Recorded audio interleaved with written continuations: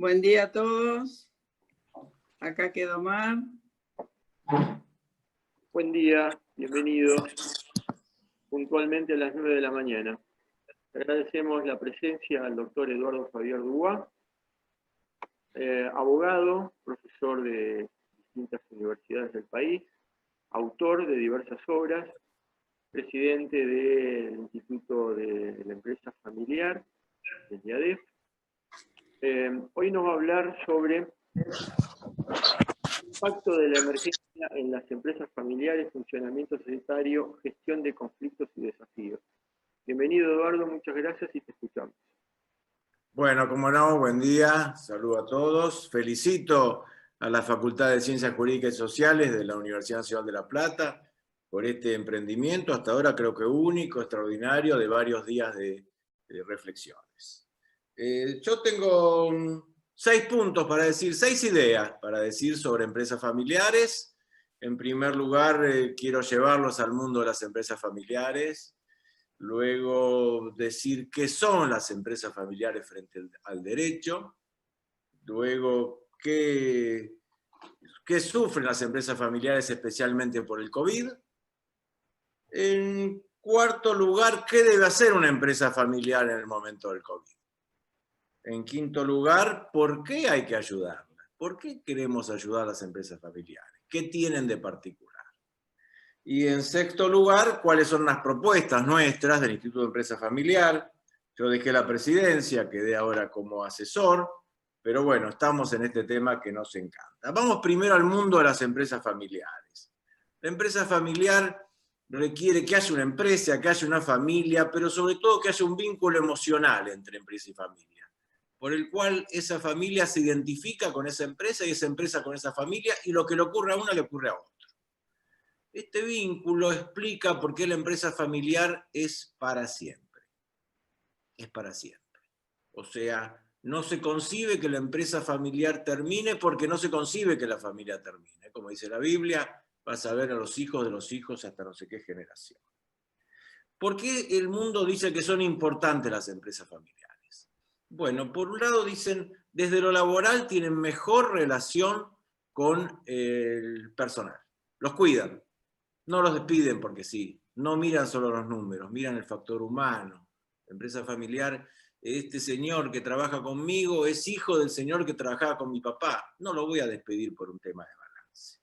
Tienen mejor manejo ambiental, porque generalmente están en zonas X donde les preocupa el ambiente. Resisten mejor las crisis, y esto vamos a ver que es fundamental para el final. En España, la crisis 2007-2008 se comprobó que si el 80% son empresas familiares en España, de las 100% empresas que desaparecieron, no había un 80% familiar, había un 15%.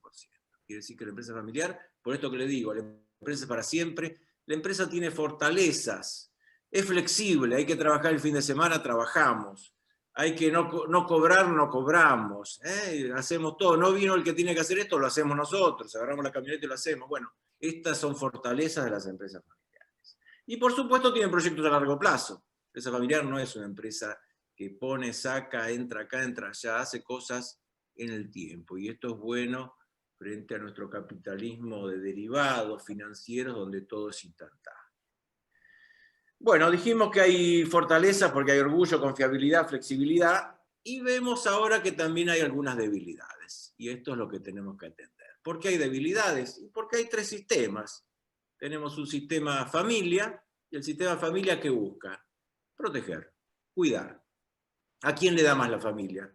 Al que más necesita, al más débil, al que menos aporta, si vamos a decirlo así. La familia tiene un problema con un hijo, con una hija, le da todo a esa, a cambio de nada, todo es gratuito. ¿Y el sistema empresa? El sistema empresa es distinto. La empresa es un movimiento de debe y haber. No puede salir un centavo de la empresa si no entra un contravalor. No puede haber un sueldo para la tía, o un sueldo de hijo, o pagar los colegios de los chicos. ¿Qué tiene que ver con la empresa? La empresa es un sistema que busca la eficiencia, busca el equilibrio, busca la contraprestación. Y luego tenemos el sistema propiedad, sistema societario. El sistema societario argentino está pensado para un socio que es inversor. ¿Y el inversor qué quiere? Ganancia. Entonces, con estos 3 elementos, o 3 valores que son diversos, bueno, se producen conflictos que generalmente se agravan cuando hay un cambio de generación. Mientras está el padre todo está bien, ya el padre se fue, quedaron los hermanos y ahí viene un grave problema. Los hermanos aguantaron, los hermanos se fueron, quedaron los sobrinos, los nietos, y ahí hay un problema. Entonces tienen el problema de supervivencia.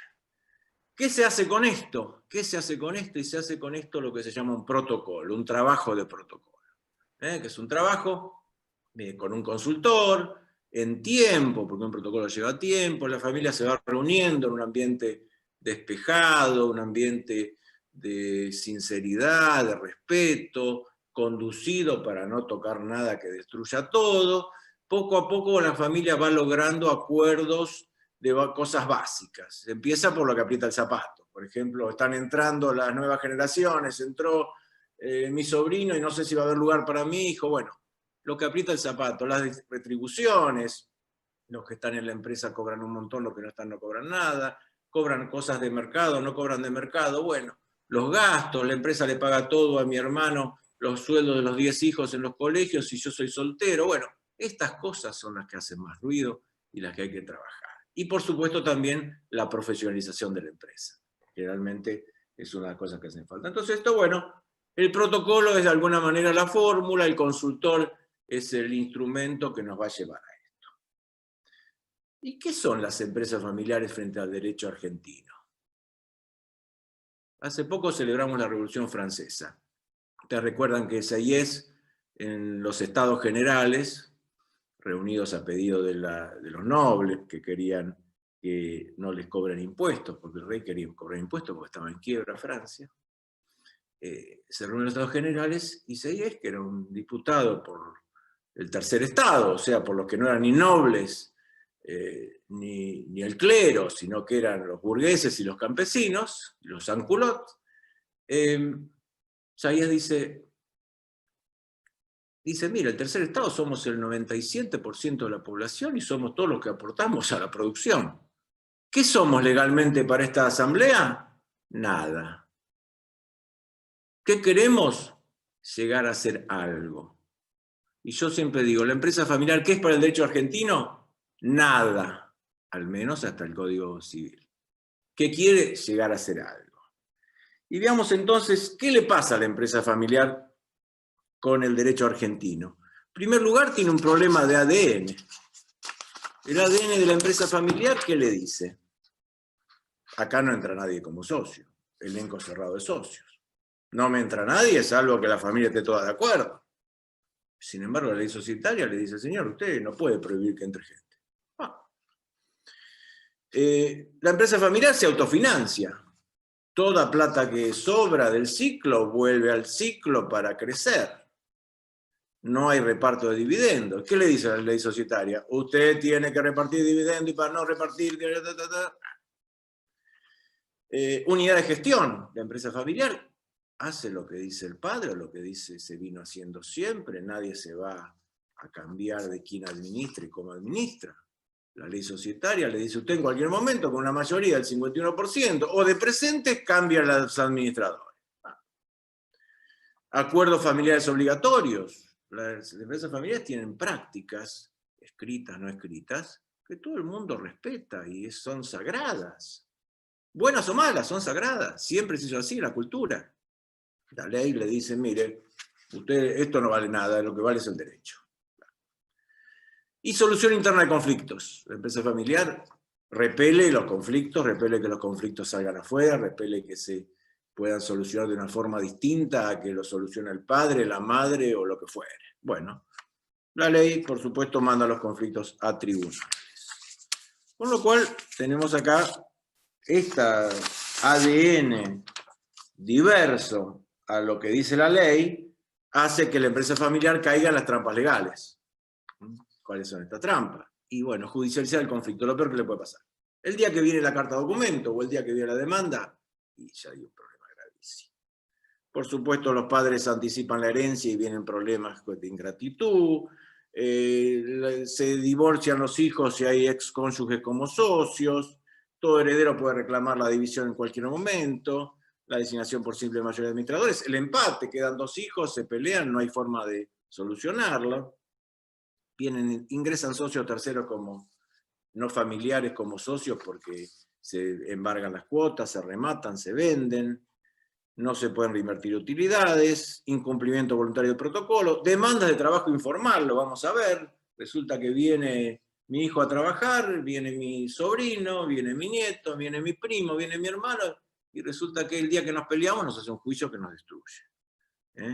Pago de impuestos, bueno, pérdida de patrimonio, etc. Estas son lo que yo llamo las trampas legales que tienen las empresas familiares, como el ADN choca con el sistema legal y estas trampas, y nos nace el licántropo. Creamos un licántropo, un hombre lobo. ¿Qué es un hombre lobo? Un tipo bueno, un pariente bueno, un sobrino, un primo, el hermano, el tío, que, como todo licántropo, hicimos algo, tiene algo de origen, y de golpe, porque el licántropo tiene algo que él no tiene la culpa, y de golpe viene una noche de luna y se levanta y mata gente y después se despierta, se arrepiente, está con sangre, él no tiene la culpa. Entonces yo digo, ¿qué hacemos con el licántropo en la empresa familiar? Maltratamos a un pariente, lo ninguneamos, le decimos esto, lo otro, usted no sirve, no sabe, qué sé yo, ¿eh? Y después le damos poder. Lo nombramos socio, lo nombramos heredero. Y ahí cuando tiene el poder nos destruye, porque ustedes saben que en la sociedad anónima la mayoría dice que se hace, pero la minoría tiene capacidad de destrucción. Es así. Con una acción o dos ya tienen capacidad de destruir y de volverte loco la vida 20 años. Bueno, entonces, este es lo que tenemos que evitar, el licántropo. ¿Cuáles son las soluciones? La estructuración societaria. ¿Esto qué quiere decir? Bueno, señores, trabajar con cláusulas del contrato de sociedad, vinculadas a la transferencia de acciones, evaluación de partes, salida de socios, bla, bla, bla, bla. El tipo ideal, la SAS, que ahora está cuestionado, pero la SAS como tipo ideal, la sociedad por acción simplificada. El fideicomiso de acciones, los testamentos, los pactos de herencia futura, los matrimonios con separación de bienes, el pacto de arbitraje. Todo esto está en el código, por eso digo el Código Civil y Comercial nos ha ayudado. Hay una caja de herramientas que la tenemos en el Código de la Ley de Sociedades que tenemos que usar. Bien. Vamos ahora al COVID. El COVID, todos dicen tremendo, ya sabemos, no lo voy a repetir, pero digamos que a la empresa familiar le pasan algunas cosas. Puede perder al fundador, puede perder al líder, porque se murió por COVID o porque está internado o porque está en su casa y no puede conectarse y no sabe cómo manejar una computadora. Entonces la empresa familiar tiene acá una cosa especial, además de los problemas que tenga con personal, etcétera, la afectación psicológica. Pues las empresas familiares no siempre tienen ahorro fuera de la empresa. Todo el ahorro, todo el capital está puesto en la empresa, y si la empresa de golpe dejó de ser productiva, dejó de ser superavitaria, está cerrada, todo este enorme capital que tenía, ¿qué hago? ¿Cómo respondo? ¿Cómo hago para el ahorro del chanchito sacarlo en la epidemia? Y por supuesto, los temas emocionales que siempre son más graves en las empresas familiares, porque dijimos que tenemos un sistema emocional familiar complicado, un sistema de gestión empresaria y un sistema de propiedad. ¿Qué debe hacer una empresa familiar? Bueno, una empresa familiar, por lo pronto, debe armar un comité de crisis. Ustedes dirán, bueno, esto para una muy como sea, veamos, pero no podemos tener la misma gente ocupada del negocio y ocupada de la crisis. Entonces este es un principio fundamental de toda situación de emergencia. Acá tenemos una hiperemergencia, un comité de crisis. Este comité debe atender varias cosas. Un tema que es obvio, que es la transformación digital. Las empresas deben empezar a pasar a digital sus procesos de publicidad, sus procesos de venta, sus procesos de cobro, sus procesos de entrega, sus propios servicios, ver cómo los pueden digitalizar. Deben capacitarse también con el e-learning para estar adecuados al momento. Tienen que hacer el famoso protocolo interno de funcionamiento sanitario, cómo vamos a sentar la gente, cómo lo vamos a atender, qué vamos a poner, bueno, todas estas reglas del protocolo interno. Y tienen que también pensar en nuevas actividades. porque a veces hay negocios que, ya les dije, negocios que tienen mucho contacto humano, mucha cosa, estos negocios quizás no tengan mucho futuro. A lo mejor hay que empezar a mantener esa estructura, esa capacidad para otros negocios, otros productos, y también la digitalización nos puede llevar a otros mercados, incluso al mercado internacional. Estos son desafíos, y acá es muy importante la generación joven. Y en esto voy a adelantar algo. La empresa familiar es una convivencia. Es una convivencia de los silentes, que es la gente que nació, digamos, antes del año 45, una generación del trabajo. Es una convergencia de los baby boomers, que somos los que nacimos entre el 45 y el 60, que es una generación parecida a la silente, pero con más capacidad de distracción o de esparcimiento. Es una generación de los X, estos que van de los 60 a los 70 y pico, de nacidos 60, 70 y pico, la generación del consumo. Es una generación de los Y, de los Y, o millennials, todos los que nacieron hasta el año 2000, que es la generación digital. Y es una generación de los Z, de los centennials, que puede haber también gente que nació después del 2000, que tenga 20 años, que esté trabajando en la empresa, nativos digitales. O estas generaciones unen distintas culturas, unen distintos valores. Vamos a ver que la generación silente o mayor, que más afectada por el COVID, y la generación de los baby boomers, tienen la cabeza de la modernidad.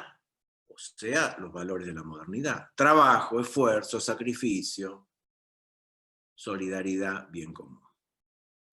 Vamos a ver que la X es una generación intermedia, y vamos a ver que la Y y la Z son generaciones de la posmodernidad, en la cual, bueno, hay otros valores también. Por ejemplo, la no discriminación, la igualdad de género, la protección de la naturaleza, de la ecología. Esos son todos valores de las últimas generaciones. Entonces, el uso de la tecnología para todo. Estos valores que confluyen en la empresa familiar deben servir para que dentro de la empresa familiar se saque lo mejor. Y yo siempre digo, la empresa familiar tiene lo mejor. Porque ¿qué tiene? Una empresa, que es lo mejor de la sociedad capitalista, es la unidad. Produce bienes y servicios, interviene en el crédito, crea trabajo, paga impuestos, tiene la familia en cualquier dimensión que la tengamos, la modern family, la familia tradicional, todas las familias, la homosexual, todas las familias tienen algo fundamental: enseñan el amor, educan, protegen, enseñan los valores. Entonces tiene lo mejor que es la familia, lo mejor que tiene la empresa, y tiene la propiedad privada. Que la propiedad privada, que hoy en el capitalismo occidental es un valor.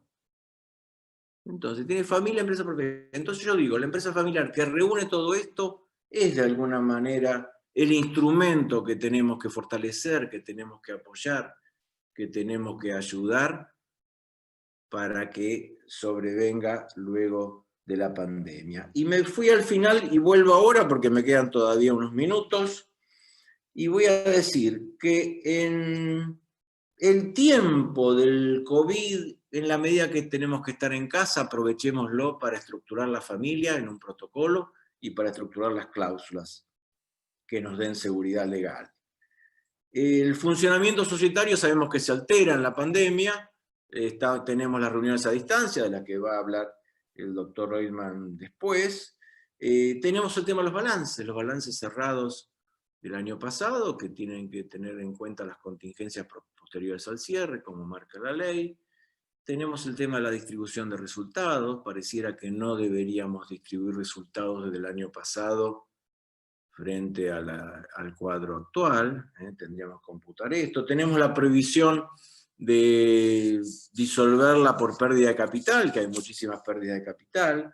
Tenemos normas de la Federación de Ciencias, del Consejo Profesional de Ciencias Económicas, diciendo cómo debe interpretarse el concepto de empresa en marcha, porque hoy el concepto de empresa en marcha, con la empresa cerrada y todos en su casa, uno dice, ¿qué es esto? Bueno, hay todo un andamiaje de situaciones de derecho contable, llamémoslo así, que tenemos que atender y que son aplicables a la empresa familiar. Por supuesto, la empresa tiene que aprovechar las ayudas públicas, el ATP, el préstamo a tasa fija, 24% para pagar sueldos, y en la medida que los miembros de la empresa individualmente podrán aprovechar a lo mejor los préstamos a tasa cero o el IFE, según el caso. Es muy importante la empresa, si no está autorizada, si no es esencial, que arme sus protocolos para ser considerada esencial, etcétera, etcétera. Y algo vinculado a los conflictos, y esto es una experiencia personal. Conflicto de hermanos, ya se van a separar, están viendo cómo separarse sin romper todo. Viene el COVID, viene el enemigo exterior, y los hermanos empiezan a conversar, empiezan a unirse y empiezan a trabajar juntos. Y esto entonces yo digo, los conflictos, la pandemia no va a ser indiferente. O va a unir lo que estaba separado por el enemigo común y quizás queda unido mejor. Está bien, puede ser que nos una no el amor sino el espanto. O va a cambiar los valores, cambiar las perspectivas, cambiar las proyecciones. El que creía que le debían $1 millón, ver que en realidad con 100.000 está hecho. Bueno, entonces esto va a influir sobre los conflictos. Creo que los jueces deberían, en los conflictos societarios, frente a pandemia y antes de seguir el juicio, citar una audiencia. Bueno, ya dijimos por qué vamos a ayudarlas y vamos a ver algunas medidas legales que nos parecen importantes. Por un lado hablamos del protocolo. ¿El protocolo qué es? Nadie sabe. Es un pacto caballero, es un acuerdo, es un contrato, y el protocolo generalmente tiene cláusulas más bien programáticas, no tiene sanciones pecuniarias, las conductas son indicativas. Para que fuera un contrato debería tener conductas específicas y sanciones específicas. Es un acuerdo, es un acuerdo. Entonces, pero, ¿qué precisaríamos? Que el protocolo se le reconozca un valor de causa legal. Está en el 1010, pero no está mencionado el protocolo. Nuestro proyecto, el que presentó la doctora Graciela Medina en su momento, es que el 1010 del Código Civil expresamente consagra el protocolo como un instrumento de valor, y expresamente consagra una norma de interpretación a favor de la continuidad de la empresa familiar. Esto es muy importante, porque si no, siempre está el individual contra el grupo. Entonces le damos derecho al socio, le damos derecho al heredero, y nos olvidamos del conjunto de la empresa y de su valor. También estos protocolos es bueno que se autorice publicarlos en el Registro Público de Comercio. ¿Por qué decimos esto? Porque en España, donde se publican, es la publicación voluntaria, publicás lo que querés, pero por un lado, tener el protocolo publicado es como una norma IRAM de confiabilidad. Esta empresa tiene la fortaleza de la empresa familiar y no tiene los problemas porque tiene un protocolo. Y entonces los problemas los podés gestionar, solucionar, negociar, sin que la destruyan. Este es un gran valor. Y luego el hecho de poner que se publican los protocolos y de crear una competencia de publicar los protocolos, va a llevar a que se hagan protocolos. Y esto va a influir sobre la perdurabilidad de las empresas familiares. Segundo lugar, y vamos terminando, que nos quedan pocos minutitos, el tema laboral, ya lo dijimos.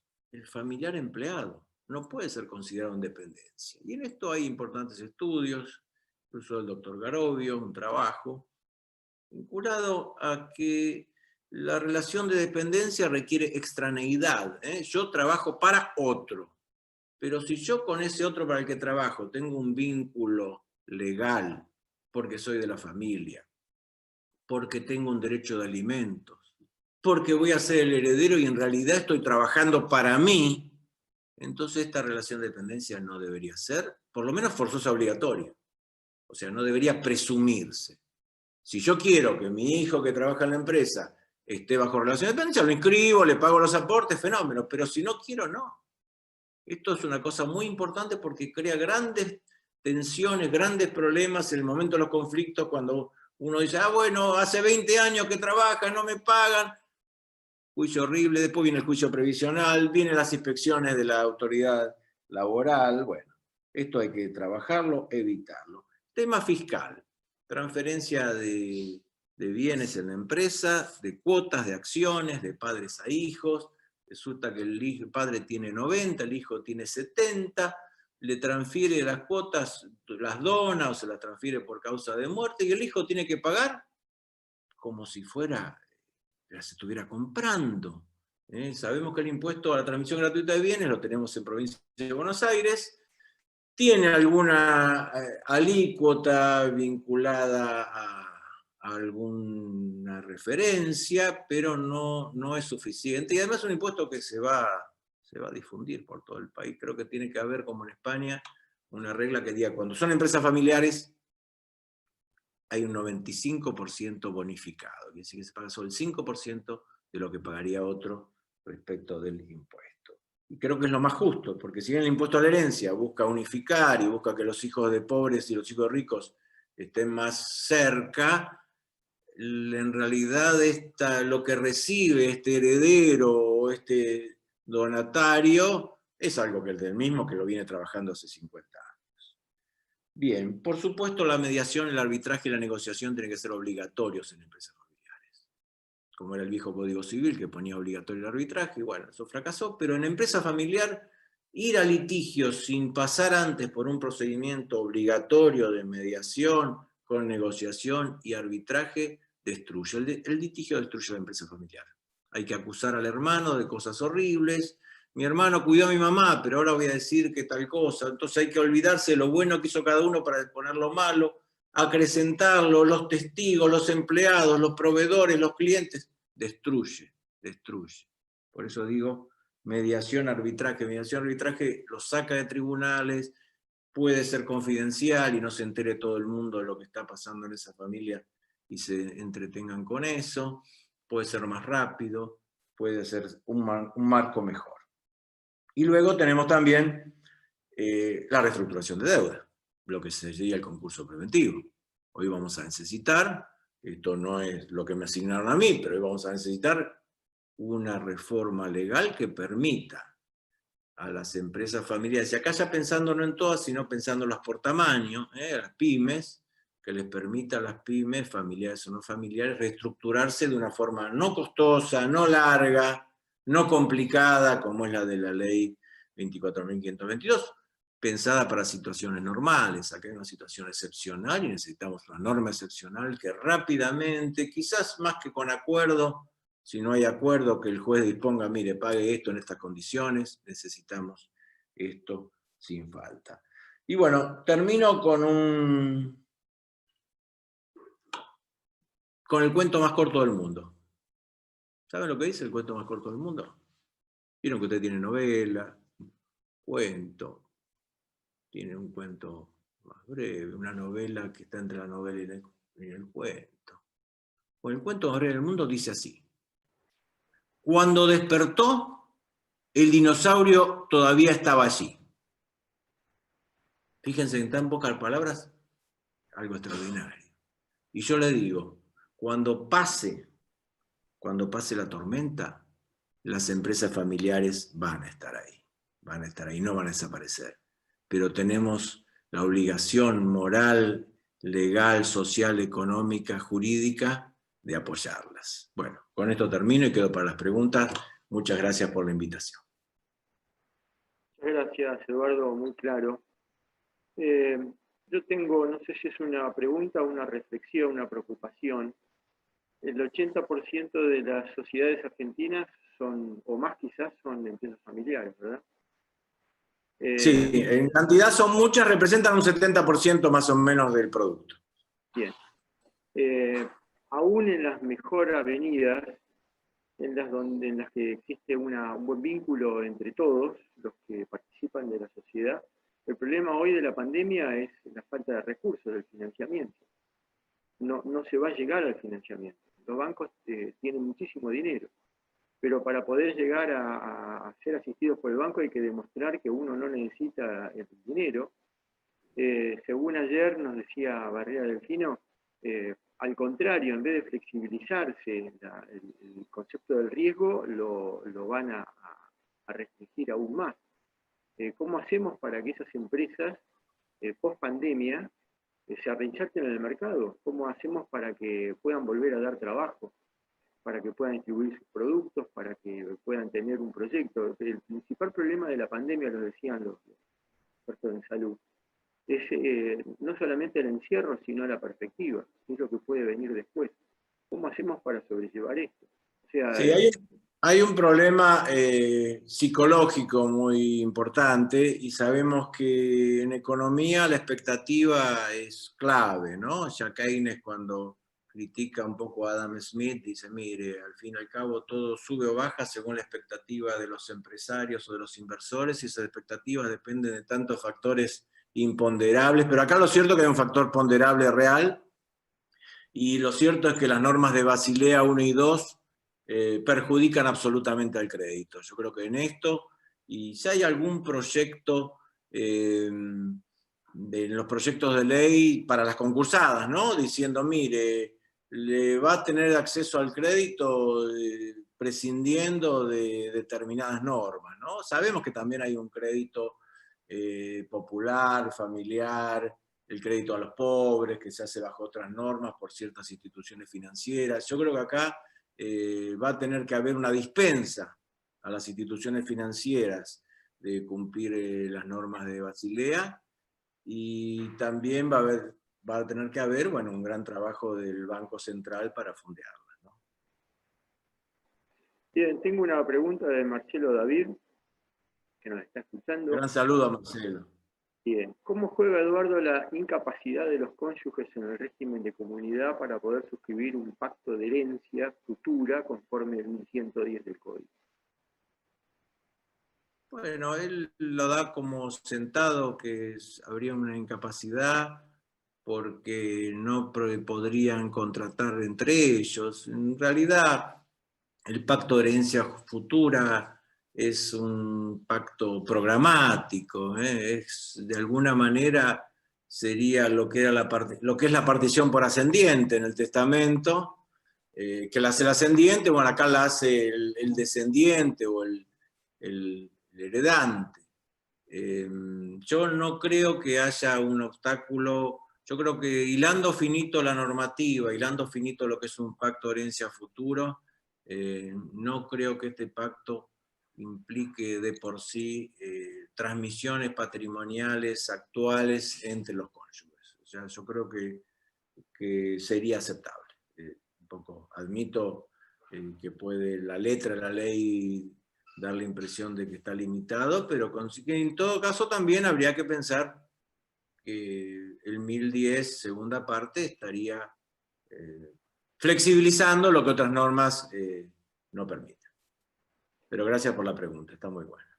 Muy bien, Eduardo, muchísimas gracias, muy claro. Tengo una Bueno, pregunta. Espera, ¿puedo hacer una? Sí, claro, hola. Está en el chat. Buen día, Eduardo.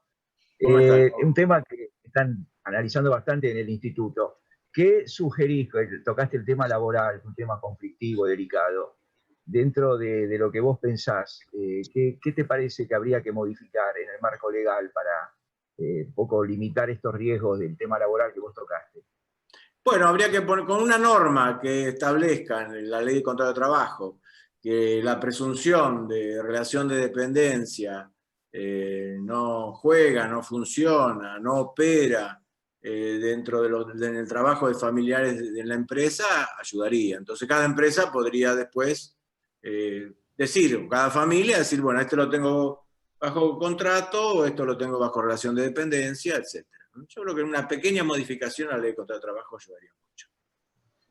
Gracias por la pregunta. Muy bien. Bueno, Mar, muchísimas gracias, y los dejo en libertad de acción para que sigan los grandes profesores. Gracias, Eduardo. Te agradecemos la participación. Patricia. Más que puntual. Ahora tengo que buscar